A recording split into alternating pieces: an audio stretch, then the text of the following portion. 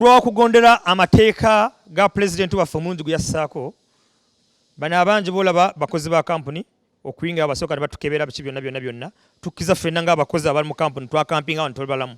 Bwe tumala okufuluma geeti eno tutandikira mu basomesa aba Makindi. Tugenda ku Makindi ku KCC ntubakwasa emmere yaabo bamanyi bagenda kugigaba mu Makindi Division. Tugenda mu Lubaga, tugenda Nakawa, ate tugenda ne mu bitundu ebirala. Bwe tumala wiiki ejja tusookera ku basumba ba Wana Code Uganda. Bwe tumala basumba ba Wana Code Uganda tugenda Hoima, tugenda Kikuube. Bwe tuvaayo abasumba b'Embalala. Bwe tuvaayo tugenda kumaliza n'Embale ne Lango Region. Bwe tubutamba tupakingira wanu kati bino byonna byolaba ogenda kola tubissa ku motoka zigenda ntusako ebyabalala gw'omulimu ogutugenda kukola. Ennaku zino esigaddeyo 19 oba sort oba 2 tusiga tumutya Sawo Uganda wero kuyimirira namu. Bana entwala omukisa guno okwebaza Sawo Uganda ne investor waffe. Bananga omulimo gwetukoledde nga ffe private teachers. Tetufunangayo omuntu kasukanga tubeera mu local town muno yali atulowozezzaako nga abasomesa ba private. N'olwekyo nsaba Mukama Katonda atwale maaso kampani eno eya Sawo Uganda ne investor waffe omukulu Kateeba.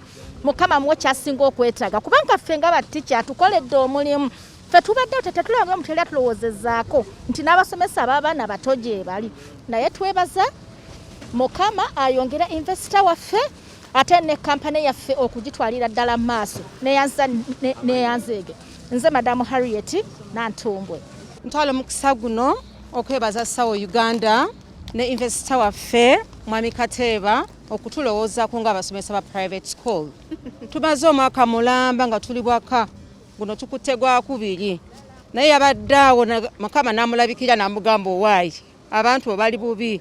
Investor ne Sawo Uganda Mukama abawe omukisa mukulaakulane mu buli kimu. Neyanzizza nonye neyanziga amanya Asimwe Hope Justine nsomesa Akazo Primary. Amanya nze Nakandi Maureen Segujja ndi musomesa wa Nassale somesa kutenda Hands Kindergarten Nakasozi Buddo. Naye tweyanziza nnyo omwami ono Mwami Kateeba okutuwa ebintu bino okutugabira tumaze emyaka 2 nga tetuyina ketufuna tuli mu private schools.